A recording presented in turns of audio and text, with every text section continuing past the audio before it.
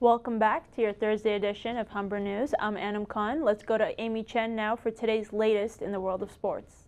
Thanks, Anna. Mississauga native R.J. Barrett made his debut for Duke University last night.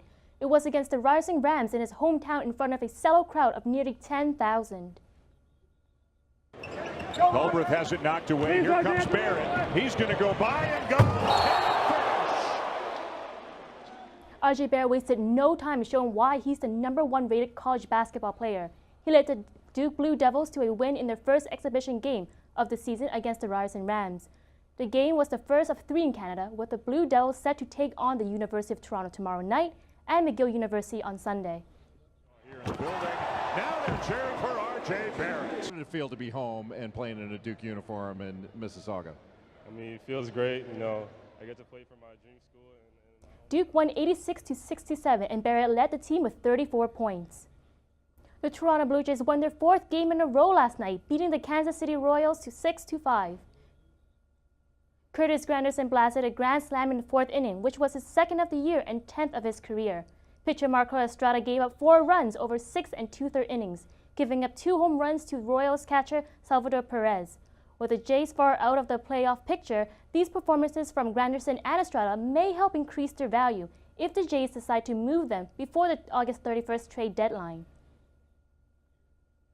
Square One's Microsoft Store recently faced off against the U.S. in a Dragon Ball FighterZ tournament. We were there to cover the event. Gamers stared intensely at their laptops while their fingers worked the controllers, duking it out against their U.S. foes. In the advent of Twitch has gained a surge of popularity over the years, and although this game was released this year, it has already developed a supportive community. Honestly, it means a lot to me. I've been growing up with gaming ever since I was like 5 years old. And honestly, just being in an awesome community just means so much to me. I can make new friends, I can play the same game, and it just honestly, it's amazing. It's a really good time here. The community also helps players with nerves, especially when they're playing in a tournament atmosphere. And I still get nerves, like my hands start shaking whenever I get like I'm about to beat somebody or like I'm doing pretty well. It's tough. It is really. I get inside my own head a lot when I'm like playing, but it's like a challenge that I gotta get through.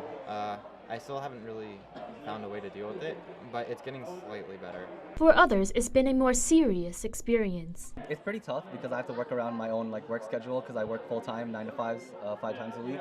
So if I'm feeling okay after work, then I'll spend some hours or spend some minutes just in my room playing a game by myself. Although the States won, Canada's team at Square One had a good time together and were thankful for the event. Amy Chen. That's all for sports today. Now here's Vanessa with your 3-day forecast. Thanks, Amy. We're currently enjoying today's sunshine. Today we're looking at a mainly sunny sky with a high of 29. Towards the evening, there will be a 60% chance of showers and thunderstorms, and the temperature will be dropping to a low of 21. Tomorrow we'll have a high of 27, along with cloudy periods and a low of 17 degrees. For Saturday, we'll be entering the weekend with a mix of sun and clouds, a high of 29. Towards the evening, we can expect a low of 17. Now that's all for the weather. Now back to the desk with Anam.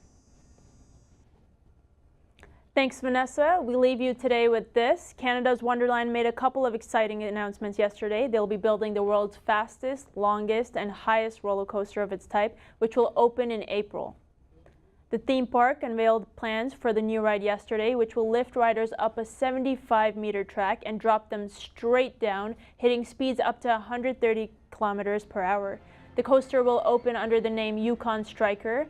Meanwhile, the theme park also announced yesterday that it will open its doors in November and December for a winter festival. The seasonal event will feature an enchanted wonderland, dozens of Christmas trees, live entertainment, and millions of lights. That's all for today. Remember, you can head to humbernews.ca at any time for all the day's news and much more. Humber News is written and produced by students in the journalism program. I'm Anam Khan. Thanks for watching. We'll see you next time.